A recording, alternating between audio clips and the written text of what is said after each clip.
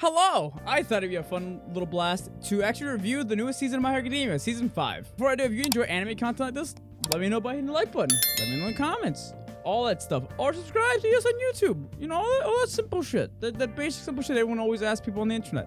Let's get started. Let's go and get started. In the Class 1A versus Class 1B arc, I actually really liked how a lot of the side characters are getting more screen time.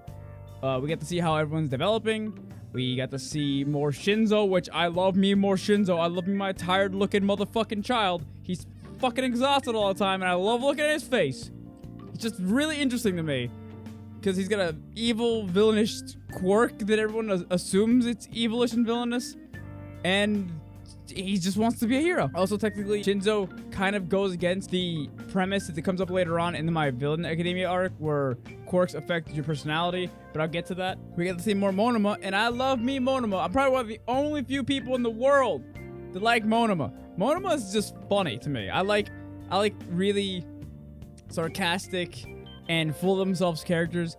Those, I eat them shits up. They're just fun and playful for me. I just like watching them get their comeuppance. Also, I have an ego. Monoma's got an ego. I can relate to Monoma's douchebaggery sometimes. I get it. Sometimes you just want to shit talk. I get it. I get it, Monoma. I love you. But you're a cunt. You're just like me. Trash! I like how Ingenium essentially, like, boosted his speed to the point where he can hold his, like, max speed for 10 minutes, which is absurd. He can't turn very well, but when you could do shit like this. Gotta go fast! I mean, I'm just saying, you're doing just fine from what I can tell, bud. Unfortunately, we didn't get one of my favorite characters doing much in this arc, which is Red Riot, but, like, I guess Red Riot got a big moment in the last arc, so he gets shafted in this one a little bit. I'm still sitting here really wishing Koda would get more to do. He can talk to animals, and I know that's kind of like a limited thing you can do, but, like, I don't know. Fucking give the kid a lion or something. I don't fucking know, man. Like, he's mostly using bugs and birds, but, like, honestly, if he just had more control over the bugs and the birds, it's just got a swarm of these fucking things, I'm sure he could do a lot more, but they didn't give him much to do this season. He got taken out pretty easily, and I was very sad. Overall, I think all the fights were pretty good. My favorite fight is still the one with Ingenium, Icy Hot, Tail Man. I fucking hate that character still.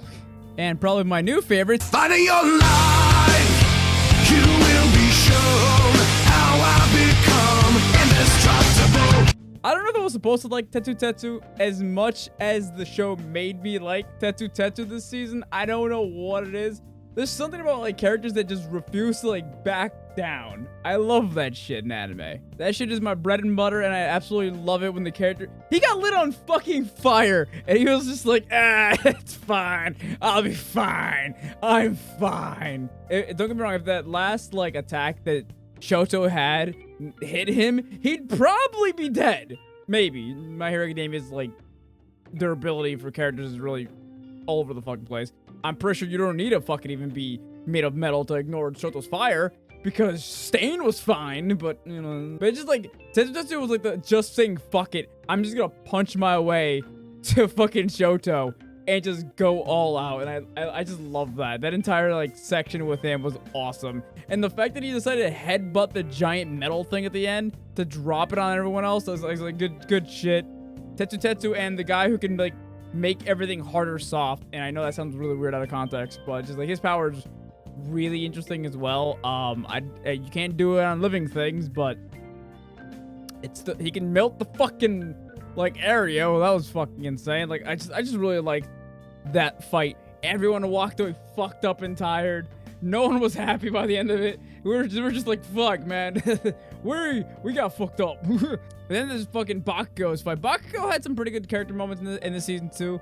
I still will make fun of Bakugo to this day. That I feel like Bakugo, everyone is always like, oh, Bakugo's character development. It's so good. Like, yes, don't get me wrong. He's got character development. He has been changing. He's been becoming a better boy. That's not what I'm saying. What I am saying is that I find it really funny that everyone's big moment, like, holy shit, look at this, is him doing the bare minimum in a team, backing each other up, and communication. That's it. That's all he really did, was just finally start communicating, which is, it's great. Yes, it is good character development for Bakugo, but the way that the entire roster of characters treat it, like, holy shit, He's doing it! But it's like, you should be responding with, about fucking time, bro. It's like a firefighter finally using the hose properly in a fucking dangerous situation. Like, yeah, you should be using the fucking hose in your fire truck to turn off fires. Good job. Good job.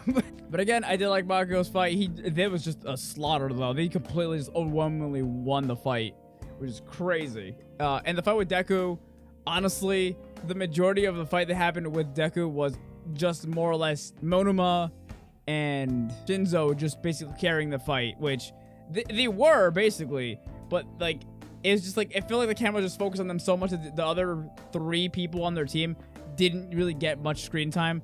Like, we still don't really know Double Impact's full potential, and apparently that character's not a support character. The kid with the double impactor or whatever, I forgot the name of the quirk, the one where if you hit something and then activate by saying fire and it hits it again.